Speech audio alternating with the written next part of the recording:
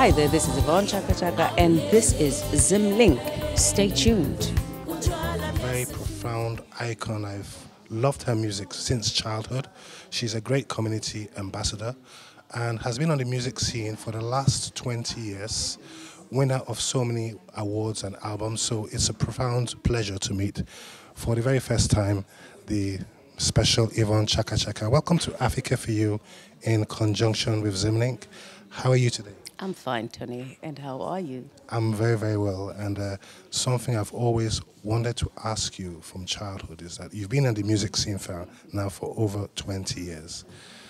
What does music mean to you, and how important is music today in bringing change in the world we live in today?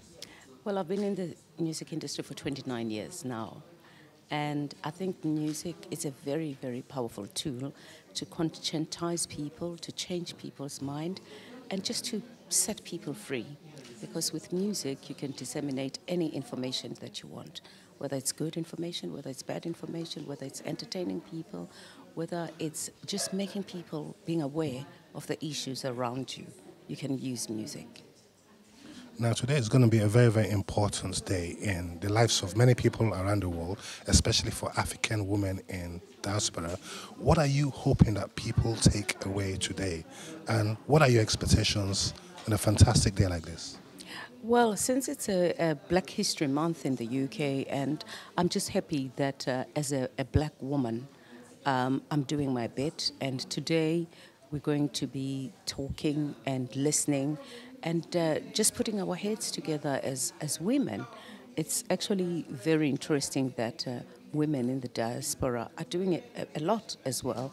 You can do much, even if you're not in your country as well, but represent your country very well. And I always urge women in the diaspora, not only women, that it's important for them to be there to acquire as much skill as possible, but then go back home and impart that skill.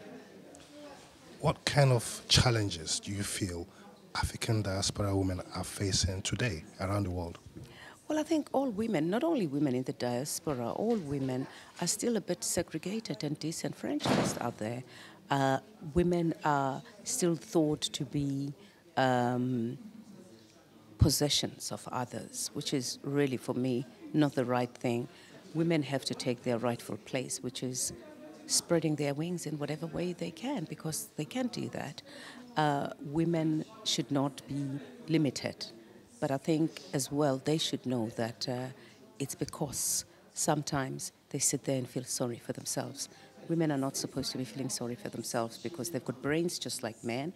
They're just feminine, but they can do anything that men can do. There is a huge difference between being submissive and being very assertive and positive, being a woman. So women can do anything that anybody can do. And I'm a strong believer that we are all men, but because we bring life into this world as women, we are well-organized men. That's why they call us we men. Now you're also the founder of the Princess for Africa Foundation. What plans do you have for this foundation in the next 5 years to come? Well, the Princess of Africa Foundation was founded in 2004, and I've traveled all over Africa and other countries in the world, just listening to women's plights, ordinary women, women on the ground, women who will never be able to go to the UN and talk about their problems.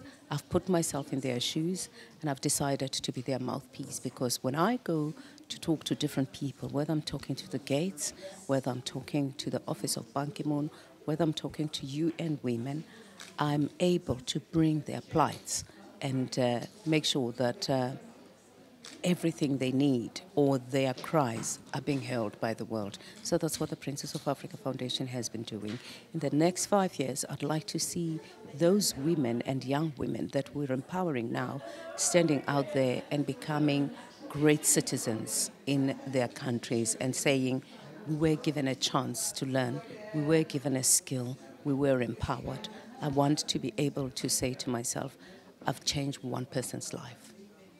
On a very final note, madam, what message do you have for African women around the world today? For African women out there, I want to say, now is your time to take center stage. women are an ocean, nurturing and strong, and every day should be Women's Day. As I said, women are well-organized men.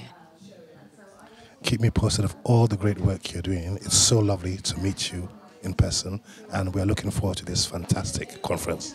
Thank you very much for having me. Whoa, yeah, whoa.